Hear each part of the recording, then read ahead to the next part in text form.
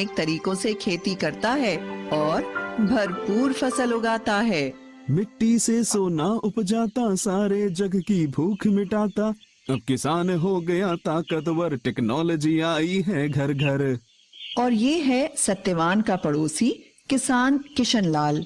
अब तक मैं अपने बाप दादा का नाम रखने के लिए खेती करता रहा, पर अब मुश्किल बढ़ गई है।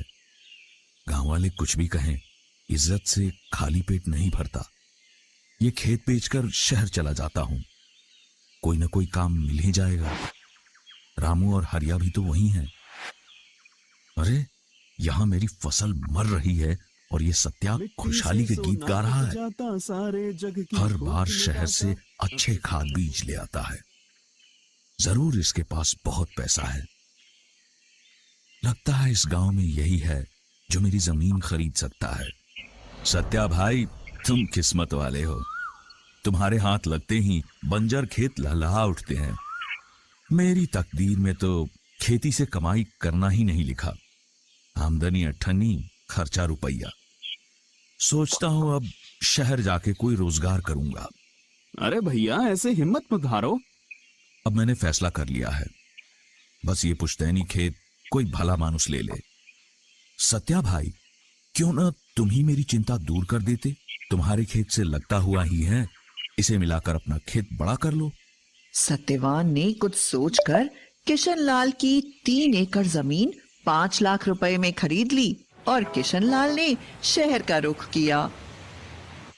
सत्यवान के खेत में सोयाबीन की भरपूर पैदावार हुई। इधर किशन लाल ने एक कारखाने में नौकरी करके अच्छे पैसे जमा कर लिए। जब वह गांव वापस आया तो देखता है कि उसके खेत का तो काया पलट हो गया। अरे ये तो चमत्कार हो गया।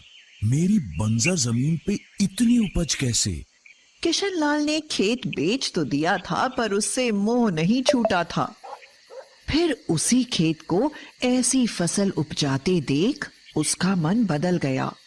फिर रात भर सोचता रहा कि कैसे भी हो सत्यवान से अपना खेत वापस लेगा और जम के खेती करेगा। आओ किशन भैया, सब कुशल मंगल। वैसे तो सब ठीक है, पर शहर की भागम भाग से परेशान हो गया हूं। सोचता हूं गांव ही में रहकर खेती करूं, वह भी तुम्हारे तरीकों से। ठीक सोचते हो भैया, अपनी जमीन से जुड़ के रहने की बात ही कुछ और है। मैं भी इसलिए शहर से लौट आया। सत्या भाई, मैं अपना खेत वापस लेना चाहता हूं, क्या कहते हो? भैया बुरा मत मानना, पर मैं इसे बेचना नहीं चाहता। इस खेत पे बहुत मेहनत की है मैंने और खर्च भी लगाया है।